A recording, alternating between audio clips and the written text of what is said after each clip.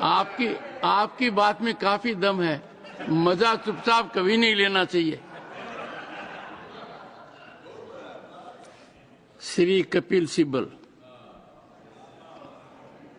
Thank you, Mr. Thank you, Chairman, sir. I rise to oppose the bill and thank you for this opportunity to participate in this debate. मैं थोड़े संक्षेप में कुछ मुद्दे उठाना चाहता हूं, कोई विवादित बात नहीं करूंगा। समझ लीजिए कि मेरे पास कुछ संपत्ति है, मेरी प्रॉपर्टी है। मैं हिंदू हूं या मुसलमान हूं या ईसाई हूं या सिख हूं, मैं उसको चैरिटी में देना चाहता हूं, तो कौन उसको रोक सकता है? कोई नहीं रोक सकता। और इतिहास में जो ये बात आपके सामने रखना चाहता हूं कि there was a right of non Muslims also to make a waqf. और 1954 में और 1995 में जो प्रावधान लाया गया, उसमें यह लिखा गया कि केवल मुसलमानों को वक्फ बना सकते हैं, कोई और नहीं बना सकता, प्रॉपर्टी नहीं दे सकता। और 2013 में जो संशोधन लाया गया, ये जो रोक थी वे खत्म हो गई। अब ये जो 2024 का अभी कानून बना है, उसमें वापस ये कहा गया कि केवल मुसलमान ही वक्फ दे सकते हैं। वो तो अलग बात है, मैं केवल छोटी सी बात रखना चाहता हूं।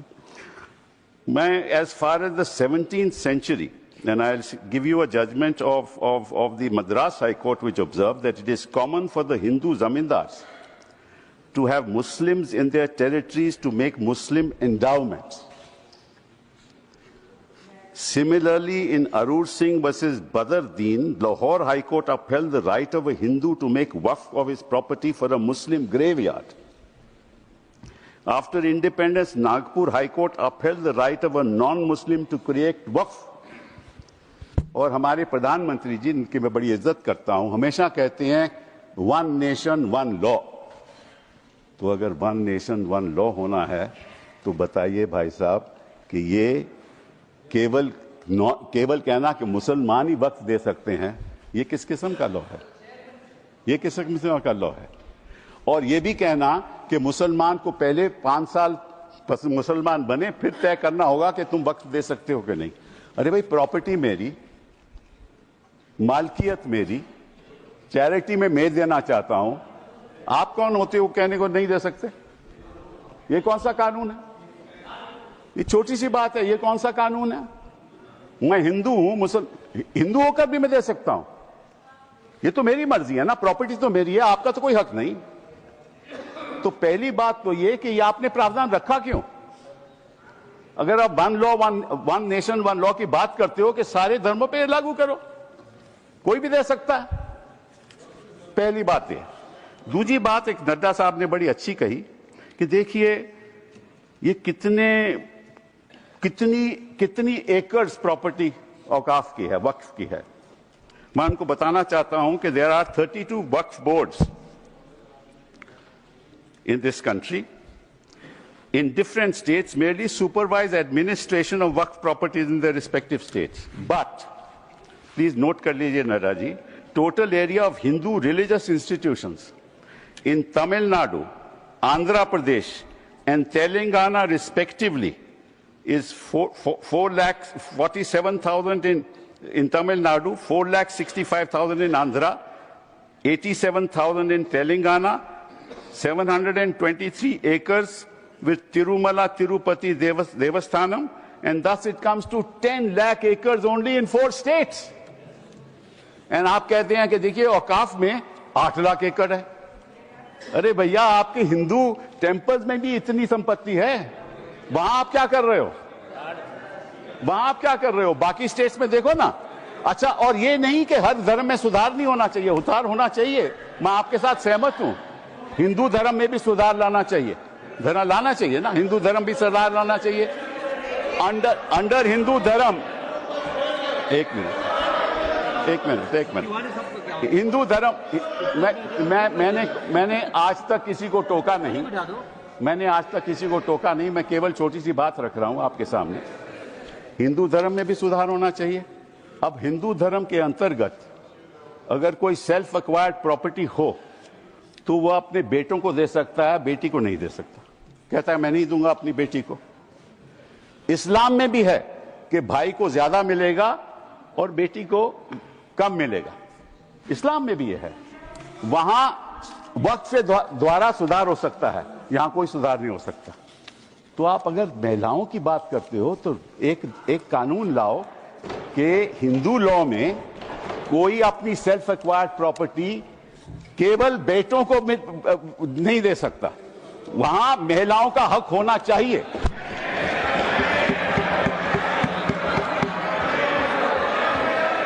और आप हमें ये आश्वासन दो, you make a commitment in this house that you will bring a law which will protect the right of daughters when they want to give away their self-acquired property. दूसरी बात ये मैं आपके सामने रखना चाहता था। तीसरी बात मैं आपने सामने रखना चाहता हूं। आपने कहा, और ये बात आपको वैसे जाननी चाहिए, शायद मालूम नहीं आपको बताया या नहीं, लेकिन ये जो बोर्ड है ये स्टैट्यूटरी बोर्ड है, पहले भी था, इसमें कोई नॉमिनेट नहीं होता था। मैं आपको बताता हूं क्या वो स्टैट्यूटरी बोर्ड था। Most nominees were of the government, पहले भी। MPs are there, judges of Supreme Court, High Court, civil servants were there, and the chief executive officer of the board is a civil servant. Government can give directives to the board and even supersede it. Tribunal members are nominated by the government. ये तो पहली स्थिति थी। तो अगर सरकारी यहां नियुक्ति थी तो गलत कौन काम कर रहा था? आपने उसको क्यों सुपरसीड किया? सब नॉमिनी क्यों आपने रखवा लिए? अरे भैया पहले भी तो स्टैट्यूटरी बोर्ड था, तो आपने प्रावधान क्यों लाया? ये अगर कोई गलती हो रही थी तो मुतवल्ली से हो रही थी। होता क्या था कि मुतवल्ली इसी वक्फ में अब डील कर लेता था और उसकी वजह से ये मिसमैनेजमेंट होती थी। आपको उसको ठीक करना चाहिए था। हम भी आपके साथ हैं। पहली बार मुझे याद है, आई थिंक इट वाज 1954, कि तमिलनाडु के ब्राह्मण ने एक कहा कि हमारे यहां मंदिरों में बड़ी गड़बड़ हो रही है, और उसकी वजह से 1954 एक्ट बना। तो गड़बड़ तो सब जगह होगी, आपकी सरकार में भी बड़ी गड़बड़ हो रही है, वो भी हो रही है, वो ठीक है, वो तो गड़बड़ तो होती है, गड़बड़ तो होती है।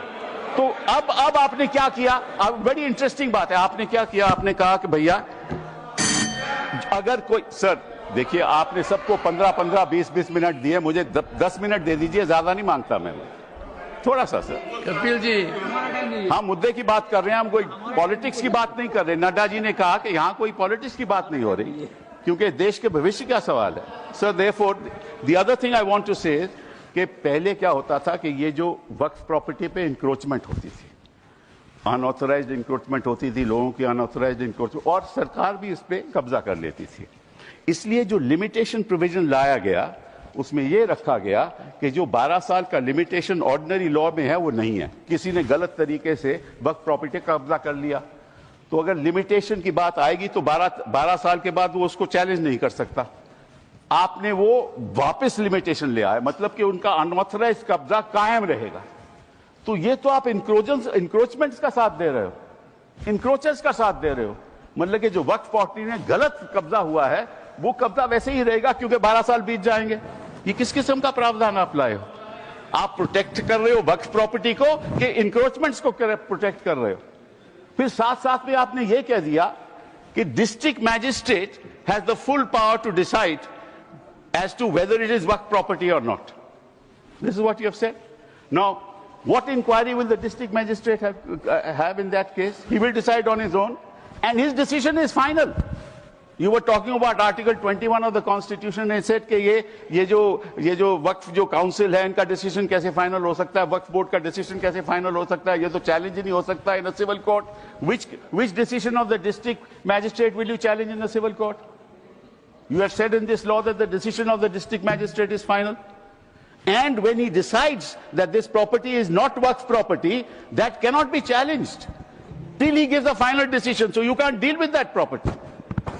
You give finality to it.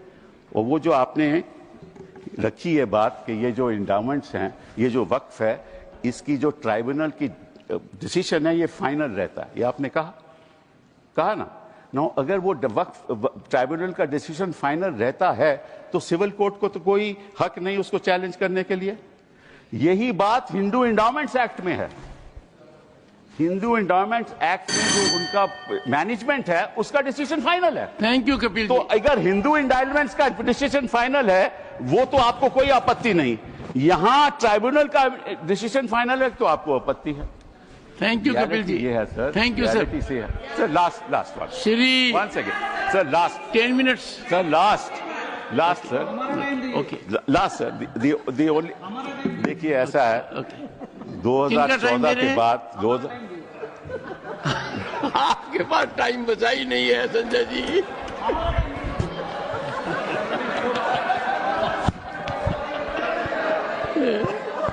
Kapil ji. Sir just give me a minute. Honourable members. Sir just 1 second, 1 second Kapil ji. One second, sir. 1 second. What is the fact of the matter is the problem. 1 second, Kapil ji. The Honorable Parliamentary Affairs Minister. sure. मैंने honourable chairman sir, पिछली बार भी कपिल सिब्बल जी जब यहाँ बोले थे तो मैंने कहा था कि सीनियर एमपीज बैठ के हमारे साथ में डिबेट डिस्कशन में हिस्सा लेगा तो हम लोग अच्छा लगता है। लेकिन प्रॉब्लम क्या है कि वो कई बातें बोल करके सीधा चले जाते हैं, क्लैरिफिकेशन नहीं सुनते हैं। उनके बोलने से पहले 1-2 लोग बोलते हैं तो वो जरूर सुनते हैं, मगर उसके बाद वो कुछ ऐसा सवाल रख करके चले जाते हैं, फिर वो सुनने के लिए बैठता नहीं। तो रात को जब मैं जवाब दूंगा तो वो तो रहेंगे नहीं। तो इसका ऐसे परिस्थिति में मुझे क्या करना चाहिए सर, आप बताइए, क्योंकि ये तो बड़ा समस्या हो गया सर। कपिल जी। एक मिनट, 1 सेकेंड सर, जैसे कि उन्होंने बड़ा, क्योंकि उसे सीनियर होने के नाते उसका सूझबूझ समझ, उसका इंटेलेक्ट को तो मैं चैलेंज नहीं कर सकता हूं, लेकिन जैसे कन्फ्यूजन बात करके चला गया। उन्होंने 4 स्टेट का रिलीजियस जो लैंड है उसको वक्फ का साथ में कंपेयर करके कन्फ्यूजन करके चला गया। वक्फ प्रॉपर्टी रिलीजियस प्रॉपर्टी नहीं होता है, वक्फ प्रॉपर्टी अलग है, वो सिविल है। यहां उन्होंने एग्जाम्पल गलत देख के चला गया। फिर बोलता है कि मेरा जमीन मेरा प्रॉपर्टी है। आप कौन होता है कानून बनाने वाला? मैं इसलिए बोल रहा हूं कि वो चले जाएंगे। वो सर नहीं, डॉक्टर अभिषेक सिंह भी चले गए हैं। अभिषेक जी तो चले गए, अब मैं क्या करूं, रोक नहीं सकते सर। वापस आएंगे क्योंकि विप है, because of whip he will come वापस। सर तो जैसे कि सर मैं इसलिए बोल रहा हूं चेयरमैन सर, जैसे कि उन्होंने कहा कि जमीन मेरा है, तुम कौन होता है कानून बनाने वाला? तो जब कोई ट्रस्ट बनाता है तो ट्रस्ट को कौन चलाते हैं, उसका निगरानी कौन करता है? Charity commissioner. तो आप बोलेंगे कि मैं हिंदू हूं, मैं हिंदू एक ट्रस्टी हूं, तो चैरिटी कमिश्नर में तुम मुस्लिम नहीं आ सकते हो, क्रिश्चियन नहीं आ सकते। ऐसे हो सकता है कि इस देश में देश कानून से चलता है। आप बोलते हैं मेरा मर्जी होगा, इसका मतलब क्या एक मिनिस्ट्री मुसलमानों के लिए अलग मिनिस्ट्री बनाना है और हिंदुओं के लिए अलग मिनिस्ट्री डिपार्टमेंट खोलना है? आप कैसे बात करके जा रहे हैं इतना सीनियर होते हुए? आप इस तरह का देश में एक कानून सबके लिए चलेगा तो ये देश के लिए अच्छा होता है। मैं डिटेल में जवाब दे सकता हूं, मगर ये मेरा रिप्लाई का टाइम नहीं है। लेकिन आप चले जाएंगे, इसलिए मैंने कहा कि इस तरह का आप बात रख करके चले जाएंगे, बाद में आप रिप्लाई नहीं सुनेंगे, फिर अधूरा हो जाएगा। इसलिए मैं ये कह रहा हूं। ऑनरेबल फाइनेंस मिनिस्टर पड़ेगा सर मुझे। I will come to you. मैं भी बीच में एक बार बोलूंगा। I will come to you honourable finance minister. Sir, I'm very sympathetic to Minority Affairs Minister, sir. Every time when finance-related matters also, I face this situation when I stand up to answer earnestly with all the questions being posed to me, concerned members are never there. So at least he had the courage to stand up and seek your permission to say. But there were 1 or 2 points on which I want to just give as much of clarification. As much as Minority Affairs Minister says, we are talking to a senior, very senior legal luminary. So I'll humbly submit my facts, if I heard him right, honorable member. In Tamil Nadu or in Andhra, and he also took the name of the Tirumala Tirupati Devasthanam. In all this, the HR and CE is with the government. Government appointed people monitor it, they execute it, they run it. Second, Tirumala Tirupati Devasthanam, the executive officer, is appointed by the government of Andhra Pradesh. The endowment board has people who are appointed by the government of Andhra Pradesh, and the entire system is completely under the government of Andhra Pradesh, sir. So it is not as if, Hindus are not being touched at all, only Muslims are. No. There is a huge, in fact, it has led to a lot of feeling that Hindu pilgrims have started feeling that only our temples are being completely controlled by government and government-appointed men. And it is leading to a lot of confusion among the Hindu pilgrims also. It's a matter of concern for all religion. So it is I'm responding to the honorable member who spoke. Anybody who has a comment to make on what I've said are welcome to seek the time from the chair rather than shout me down. And therefore, when I put the facts before, because he did refer to the southern states, the Hindu temples, and also took the name of TTD, the fact is this, sir. Kapilji. Now, Kapilji. The finance minister, what I said was that yes, you're right, the temples are being managed by the government. So is the Waqf. That is precisely what I said. The statutory appointees are all by government. That is exactly the point I was making. That is exactly the point that I was making. That if the statutory appointees were all of the government, why did you want to bring this amendment in 2024? That's the point. And to you, sir, your answer to you, you said that there are trusts. Yes, there are trusts. But under the Code of Civil Procedure, when there is a trust, the property belongs to the trust. But there's a difference between Awqaf and trust. Awqaf, the land once donated, belongs to God.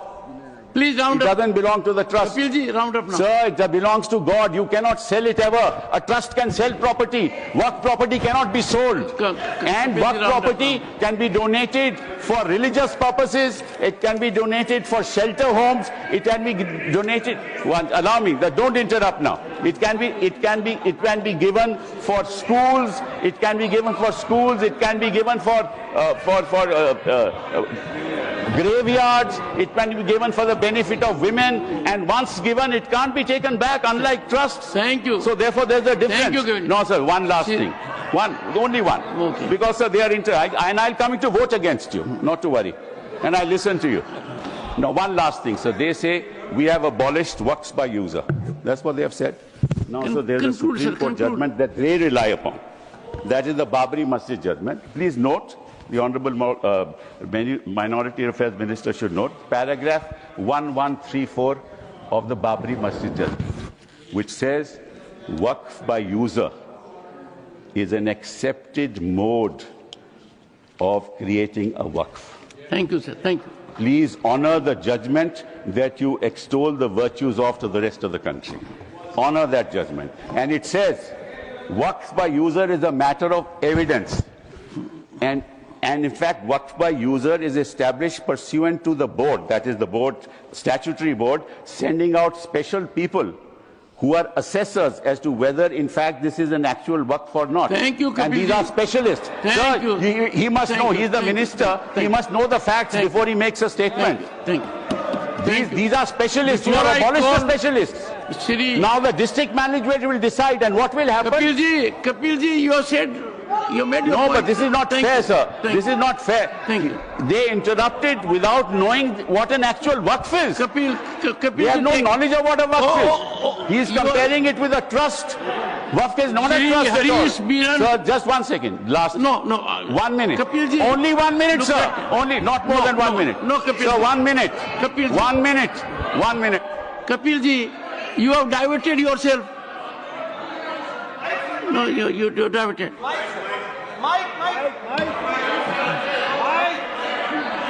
No, Kapilji, it can't.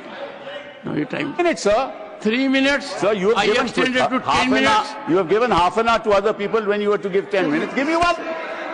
3 minutes. Sir. Problem. Shri Harish Sir, Biran, sir. 7 minutes. Shri Harish Biran, please. Thank you. We have to proceed with the House. Thank you. Thank you. Thank you. Thank you. Shri Harish Biran. Yeah. Yes, Shri Harish, your time starts now. Thank you. Thank you, Chair. Thank you, Chairman, sir. वैसे मुझे आज कपिल जी आपने एक ही झटका दिया है, अभिषेक जी कई देकर चले गए। आपने एक कानूनी व्याख्या की कि सेल्फ एक्वायर्ड प्रॉपर्टी में बेटियों का भी होना चाहिए, विमेन का भी होना चाहिए। सेल्फ एक्वायर्ड प्रॉपर्टी किसी को भी दे सकते हो, यही देश का कानून है। बेटे को दो, बेटी को दो, दोनों को मत दो, किसी और को दो। Shri Harish Biran, your time start now.